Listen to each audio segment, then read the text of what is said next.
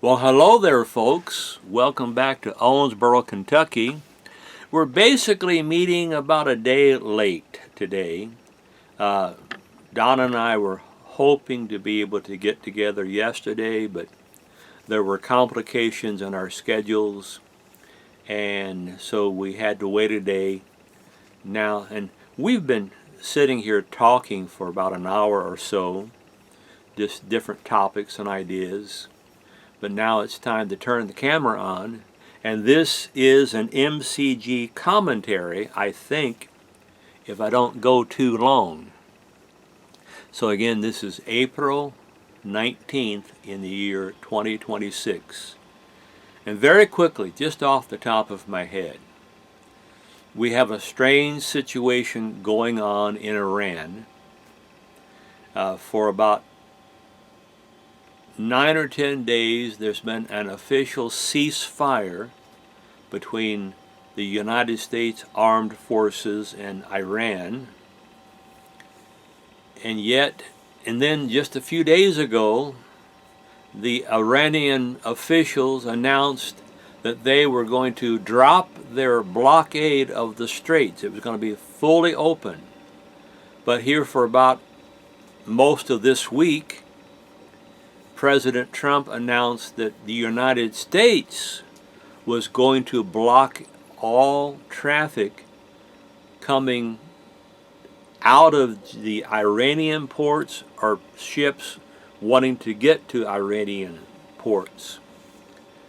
Well, as I've often said in some text to my buddies Guy and Percy and Luke and different people, I say the following: just like the dogs that they are, the Iranian radical mullahs, they lie and they lie and they lie.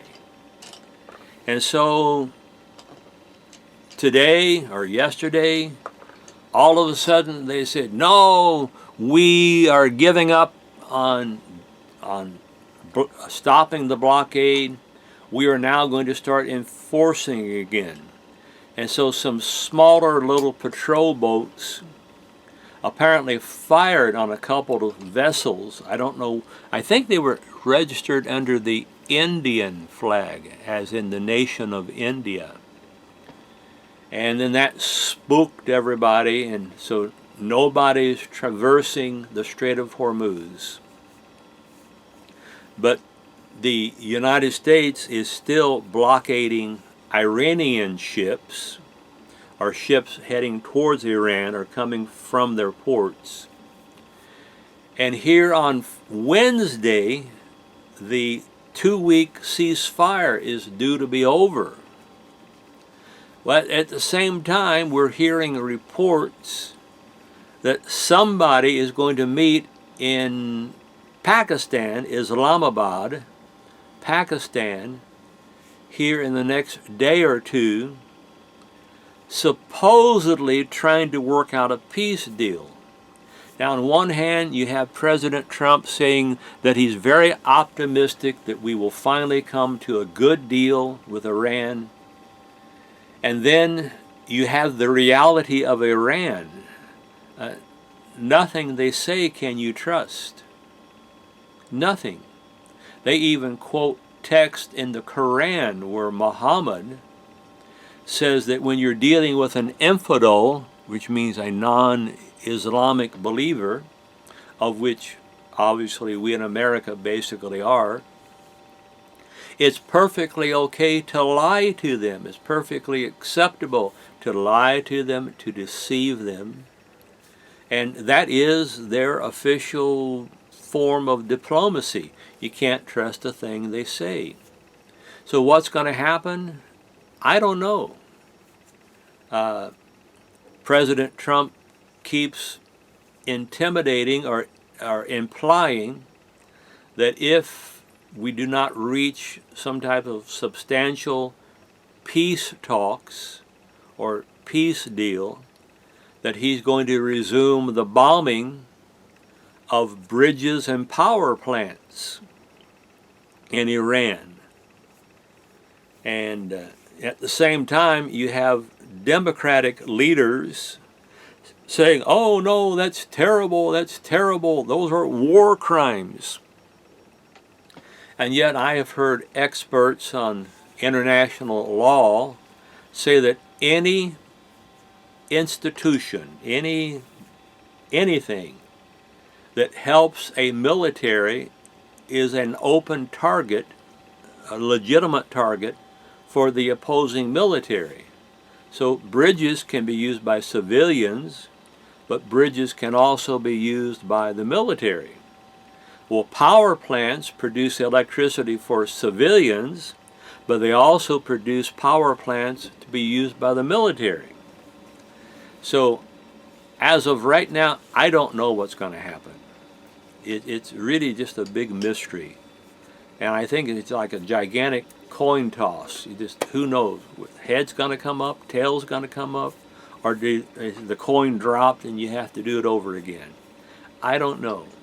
Myself, the thing that keeps rubbing at me and making me very uncomfortable is the idea that when this conflict is finally settled, that the hardline Islamic radicals will still be in control of Iran. And I think that will be a terrible shame, because if ever we had the perfect opportunity to finally rid the world of 47 years of despotism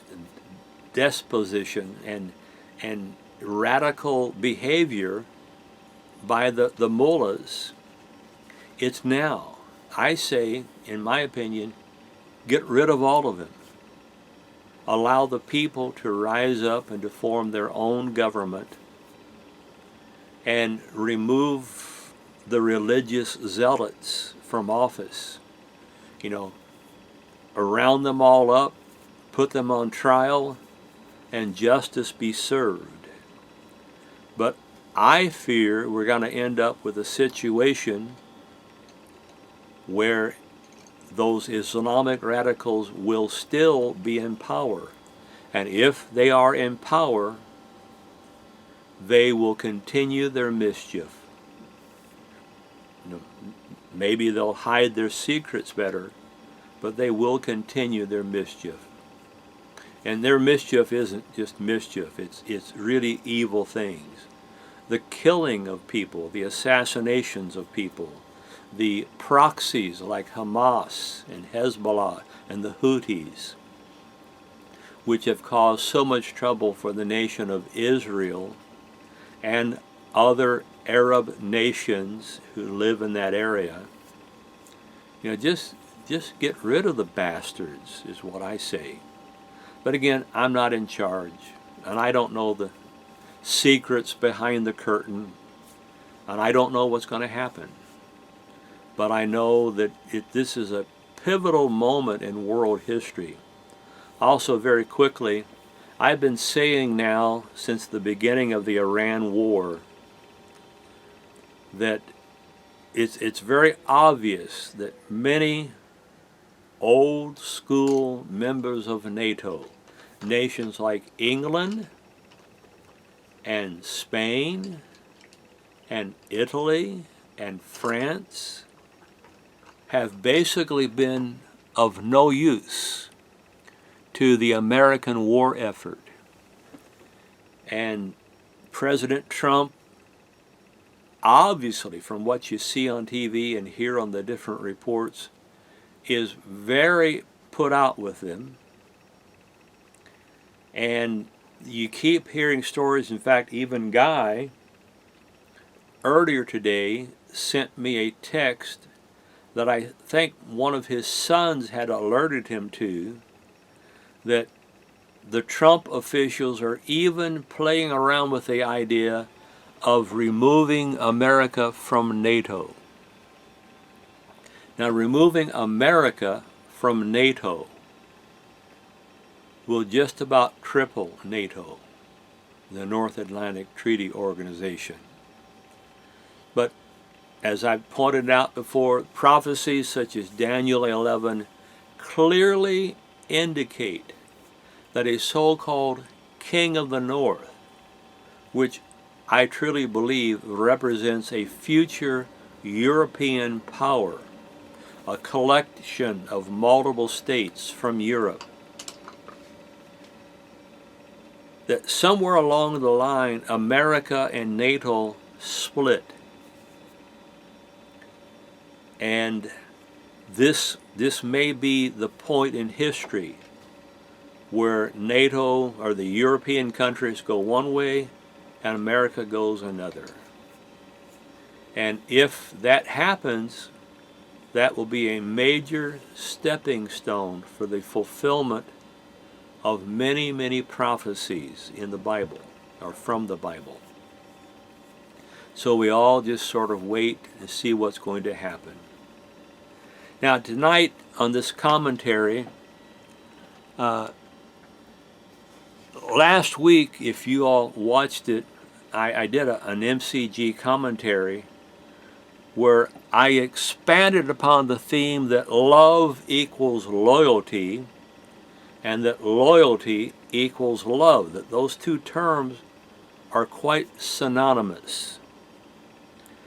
And today I want to proceed further by addressing the term or the idea or the quality of being faithful, or you could say faithfulness. Any true relationship, be it between a husband and a wife, be it between family members, be it between close friends and especially long-term friendships, there must be loyalty, there must be faithfulness between the different parties. If one party does not have faith, or if they're not faithful in respect to the relationship will grow old and eventually it will fail. And I've had reason to think about things like that, well, for a long time, to tell you the truth, but sad to say, even in the last couple of weeks, these ideas have crept into my mind once again, and I'm having to face that fact.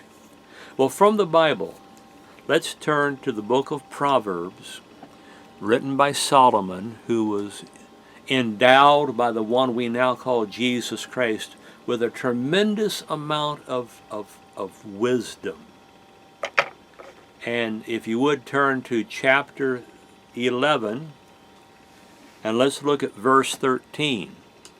Now, I think I made reference to this verse maybe in the last 2 or 3 weeks, but here's what it says.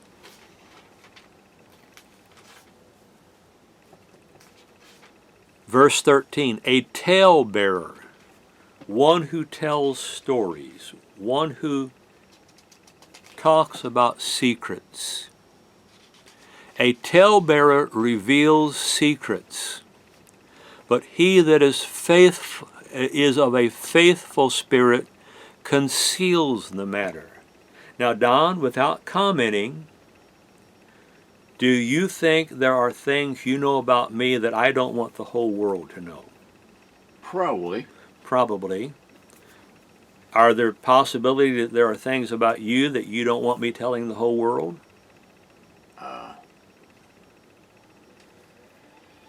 You probably think it's sudden. I'm not sure what, but Okay. I don't tell everything. Okay. You know, I know that my friend Guy, I'll call him our friend, Guy is a relatively private man. I understand that concept. And there are things which Guy has revealed to me, and I'm appreciative that he trusts me enough to tell me these things, but I do not believe that it's my right to reveal them. That for me to go out and tell other people, or to get on this camera and to tell other people, I have no idea who might or might not see it, would be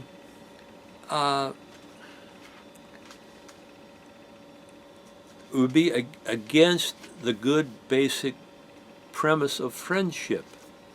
Between friends, there needs to be trust.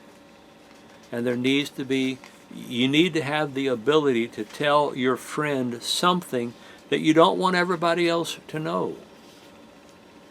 And if you can find those types of people in your life, then I think you're doing very well. If you don't have those people in your life, you're probably a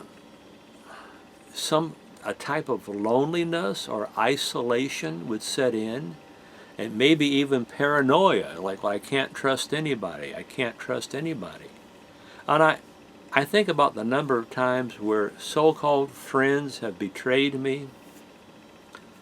I just hate that. I thoroughly and completely hate it. So if you are a friend, be a faithful friend. Conceal your friend's secrets. Be careful to whom you reveal your secrets. And do not be a talebearer. Some things just need to remain among friends. And other people don't need to know it. It's not profitable. So that's a mighty important scripture. That's a great scripture. Proverbs 11:13. The next one I have written down is chapter 13, verse 17. And notice verse 15. The way of a fool is right in his own eyes. Sometimes people get obsessed with an idea, and before long they convince themselves that they are right. As it says, put my glasses back on, the way of a fool is right in his own eyes, but he that hearkens unto counsel is wise.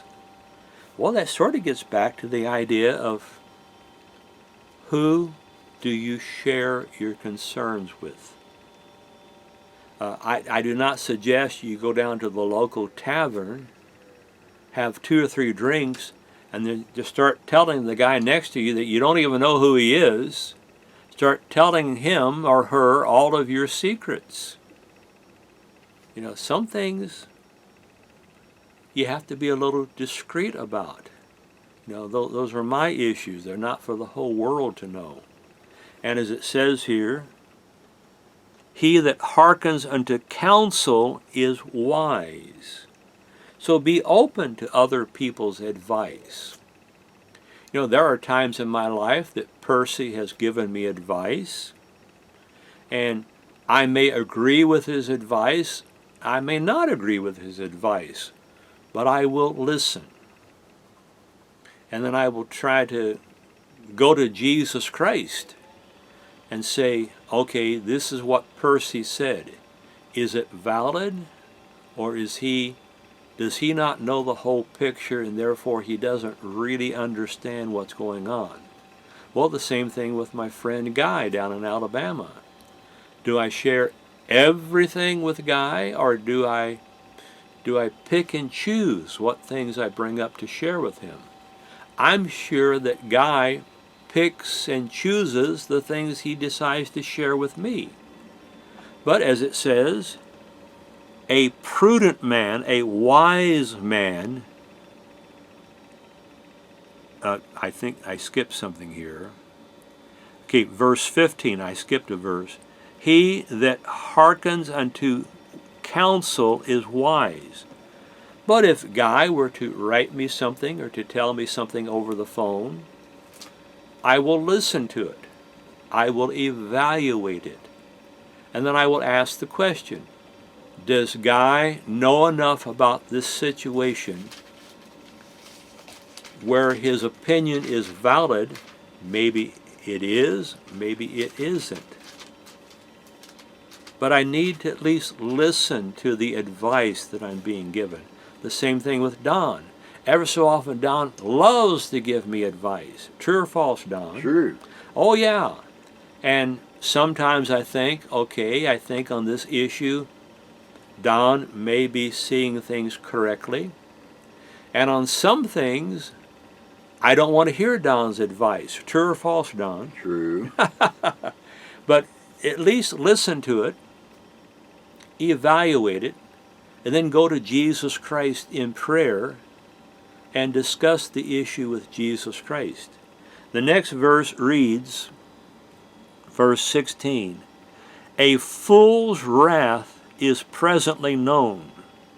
Okay, if Don was referring to some of his relatives a while ago, I won't name which ones, but he said they sometimes get angry and do some rather foolish things. True or false, Don?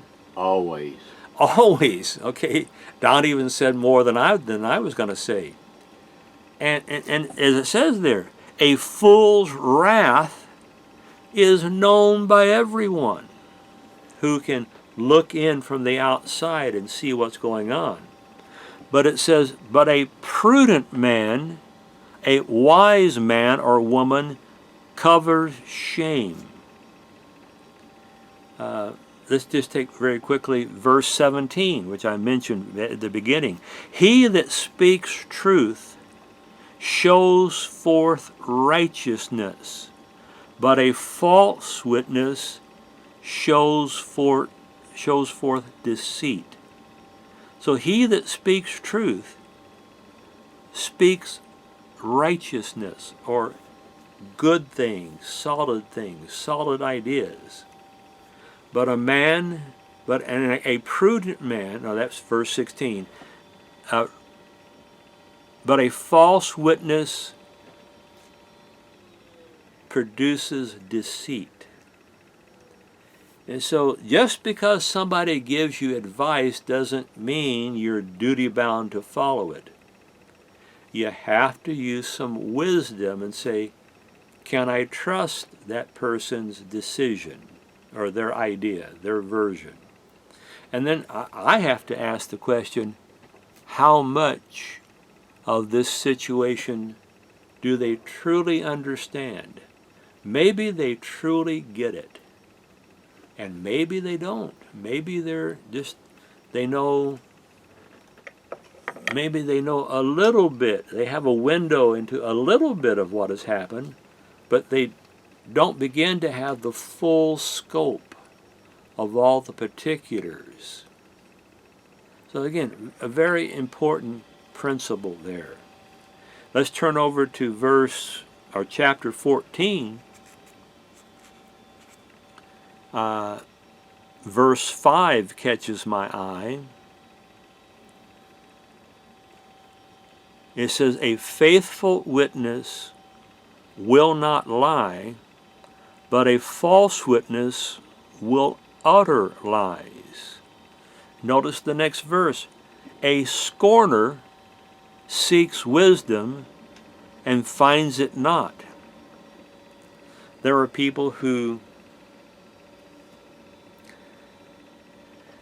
have a pessimistic view on life, and everything that comes out of their mouth tends to be negative. A scorner. As it says, a scorner seeks wisdom, and yet doesn't find it. But knowledge is easy unto him that understands. So many times in the Proverbs, Solomon wrote down to seek wisdom. And that's what we're talking about tonight. The wisdom of faithfulness. The wisdom of being a truthful and honest friend. And if your friend needs to hear something that's not all that gentle, to still have the courage to tell the friend in a tactful way. Now, if you do it harsh, you can drive people away. I know of a situation in my life where I have shared some observations with a friend, and they didn't really want to hear my ideas. I talked about this some last week. It's an issue which has been bothering me now for quite some time. And the reply I got was very disjointed. It was incoherent. It did not follow a logical train of thought. And I just thought I pointed out some areas where this person needs to improve. And maybe out of a sense of guilt, maybe out of a sense of shame, that other person didn't want to hear from me and did not want to hear my advice.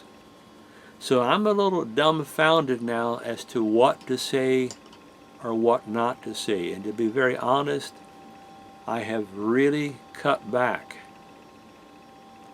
on sharing my ideas because I don't want to set them off again.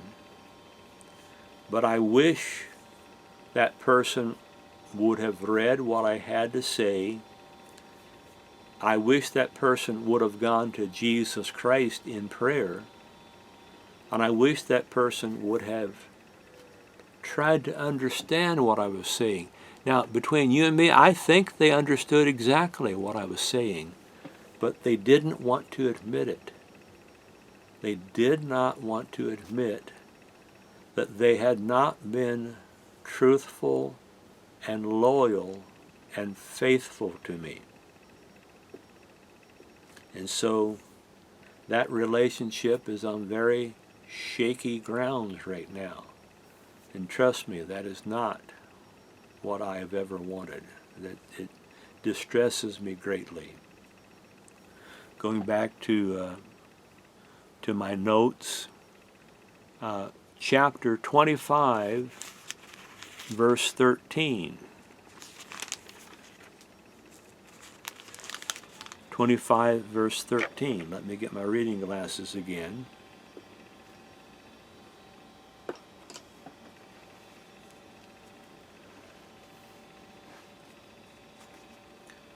Verse 13, chapter 25. As the cold of snow in the time of harvest, so is a faithful messenger to them that sent him, for he refreshes the soul, or the soul of his masters. So the idea of being a faithful messenger. Now, I have had to deal with different friends over the decades, and sometimes because I knew something was very delicate, my response has been very delicate. And then sometimes I've used the idea I've mentioned, I think last week, the week before. I had a football coach in high school, a huge man, 6'6", and on a thin year he would weigh about 290 pounds. And there were some years he was probably up to 330 and 340 or more. A huge man. And his last name was Jolly. And he could not have been more improperly named, because he was not full of jolly. He was just, as I've phrased him before, just as mean as a rattlesnake. And he was all the time losing his temper and yelling and screaming. And yet, a certain friend of mine never played competitive sports, to my knowledge, was never on any type of team, Little League baseball or Pop Warner football or middle school football, high school football, basketball, had no background in athletics. And I learned when I was probably about 15, 16 years of age, that many times when Coach Jolly was yelling at me, I just had to allow it to go into one ear and out the other, because I knew he wasn't very rational at times. I was obviously much younger than he, but I think Jesus Christ had granted me a spirit of wisdom. And we made it through 3 years. We were never friends, Coach Jolly and I. And quite frankly, I didn't like the man. I didn't play because of him. I played in spite of him. I played for my teammates, my buddies, my friends. And thankfully, my senior year, for the first time in that school's young history, we won the conference championship. And I think, as I told you 2 or 3 weeks ago, in the process of all of that, I was named the all-conference quarterback. So this body you see now, once upon a time, was the body of a quarterback. And yes, I loved to throw that football. And I was very good at throwing that football. And sometimes I could throw that football 70 yards and hit the spot where I wanted it to go. And really, for a high school player, that's quite spectacular. I could have played in college. I had offers to play in college. But at that point, I had become more interested in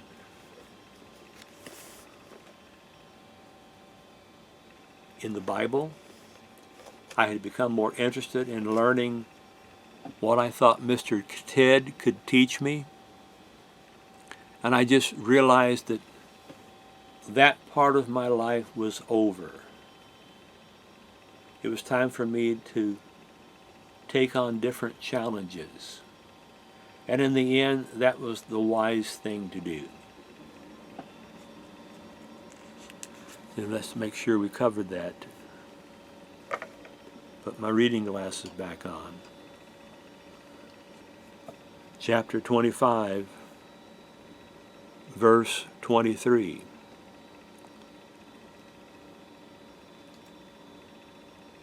No, verse 13.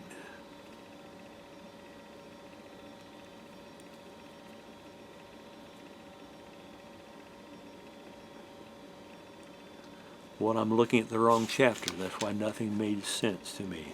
Chapter 25, verse 13 says, and yes, we did read this, and it talked about being a faithful messenger to them that sent him, for he refreshes the soul or the lives of its masters. The next verse I want to look at is chapter 27, verse 6. And it says, open rebuke is better than faithful love. That's verse 5. Open rebuke is better than secret love. Now, when I wrote that text message here about a week and a half ago to a very dear friend of mine, I was attempting to open his eyes to see what he was doing the way I saw them. Well, as it turned out, he was in no mood to hear my opinion. But by telling him what I told him, I was being very honest, I was being very faithful, and I was trying to help him. Now, he did not take kindly at my attempts at advice, became fairly hostile in his response. And I don't really know where that friendship lies anymore. Is that friendship going to recover sometime in the future? Or is that friendship going to die from a lack of attention? I don't know. It's something that haunts me every day, every week, every month. Will I hear from my friend again? I don't know. I hope I do. But more than anything, I wish he could hear this message right now. And I have no assurance that he's going to listen to this. In the past, he did listen to many of our messages. But as it said, open rebuke is better than secret love. And then you have to go down to verse 17. Iron sharpens iron. I talked about this verse a week or two ago. When you want to sharpen a tool, a metallic tool, often we use what they call grinding stones or wet stones. You have a very gritty type of stone. Historically, it was probably a type of sandstone, but now they make them artificially. And you put some type of lubricant on that stone. Sometimes it would be water, sometimes it would be a type of sharpening oil. But by sharpening that tool, you're honing that blade to be very, very sharp. Iron sharpens iron. And there's friction when you do that. And in the oil that I always used when I sharpened my wood carving tools, you would have a puddle of oil, and after a few strokes of that tool going over that gritty surface, you would see in the oil little microscopic traces of metal. The iron actually removes from iron. The stone removes iron from that other surface.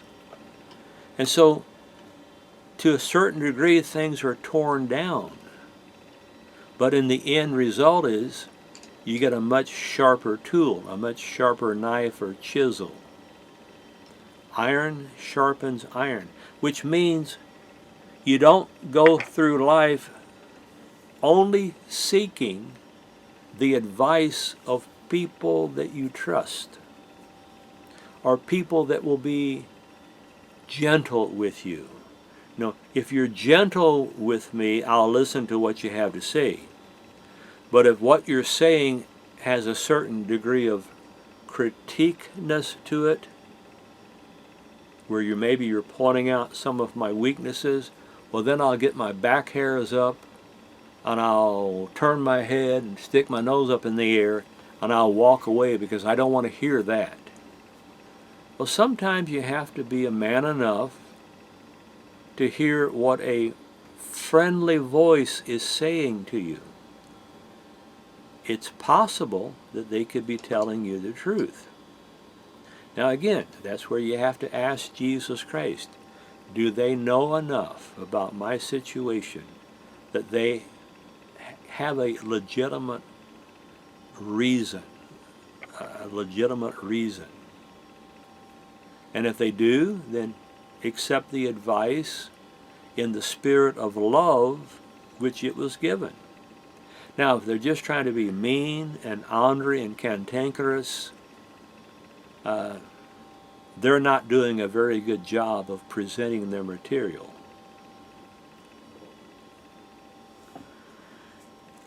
Next thing I see is chapter 28. Chapter 28, verse 20. And this is the last quotation from the book of Proverbs. 28:20. Well, something just caught my eye, verse 11.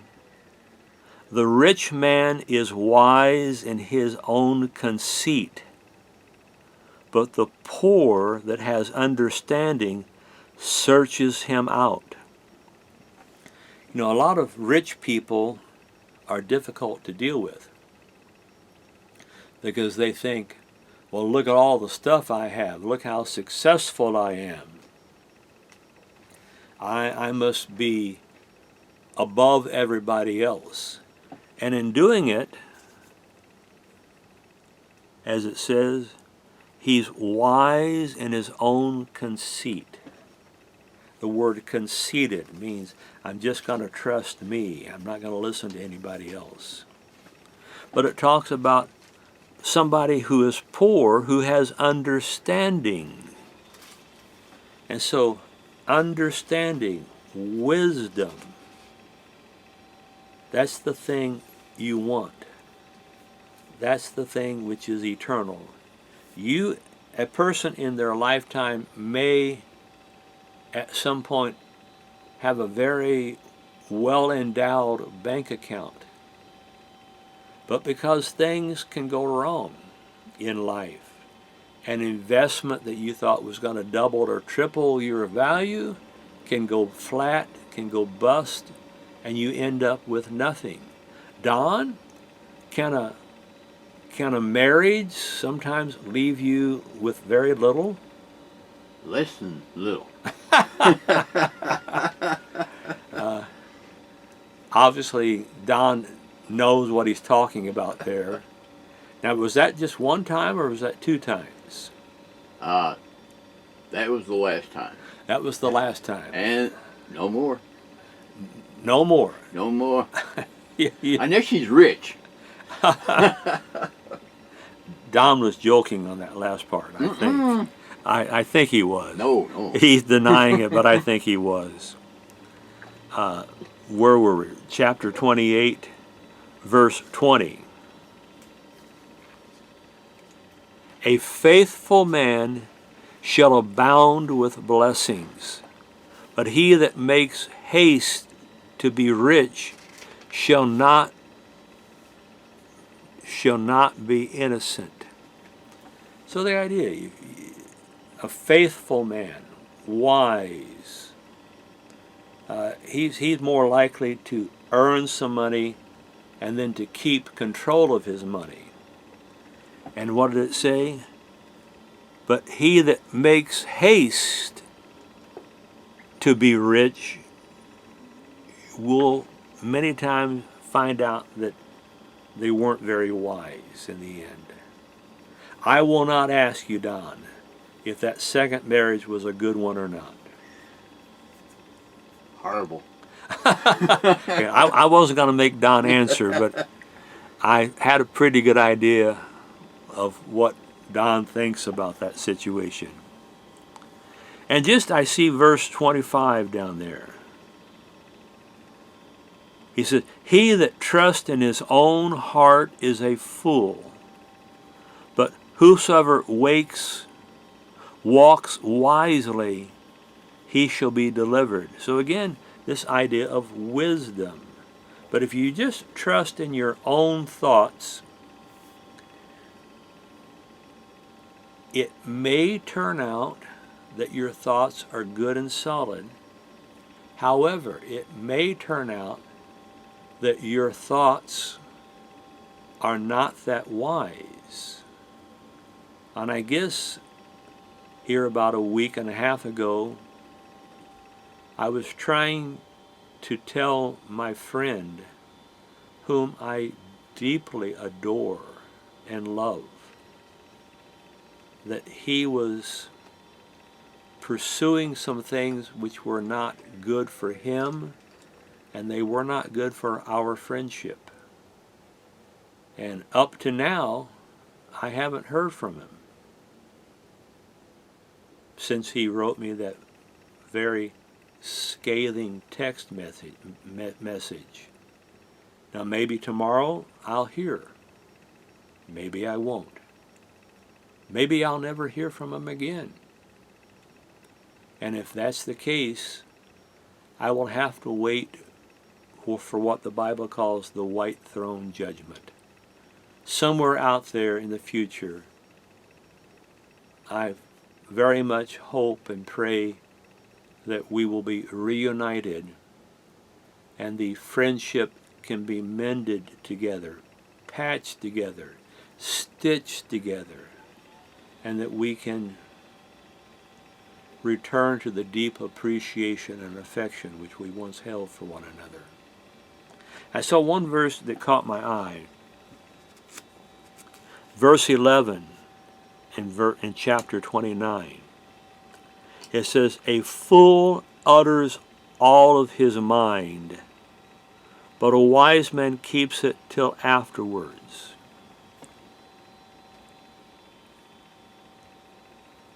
I don't think my friend thought through his answer. As I've said, it was incoherent, it was contradictory, it was conflicted. And I think the basis of the motivation of what he wrote was, how dare you criticize me? I'm going to give you 2 or 3 reasons why you can't criticize me. He wrote in a spirit of rashness. And clearly there was anger behind what he wrote. It would have been much better had he simply, and he returned that text message very quickly. It had been much better had he waited a day or 2 or 3 and let it sink in, and then written a more responsible, a more reasonable text message in return. And it says, "A fool utters all his mind, but a wise man keeps it in till afterwards." You know, patience. Patience is one of the fruit of God's Spirit. There are areas of my life in which I am remarkably patient. However, there are areas of my life that I'm not always as patient. But patience is a good thing. Patience is a godly thing. I am thankful that Jesus Christ throughout my life has been patient with me, because if he just up and reacted immediately to some of my foolishness, he could have just wiped me out, just pulled my plug and be done with me. But he has, on so many occasions, been thoughtful and kind and patient. I'm very thankful that he has. Well, folks, I have some more things in my notes, but I think we've talked long enough in this commentary, and I just hope that the ideas give you something to think about. Just consider, and if you need to, go back and listen to this commentary again. Again, I'm not speaking my ideas as much as I'm reading to you words which Solomon was inspired to write. So we're going to end the commentary now, and we'll soon be coming back with an actual message. So until then, goodbye, my friends.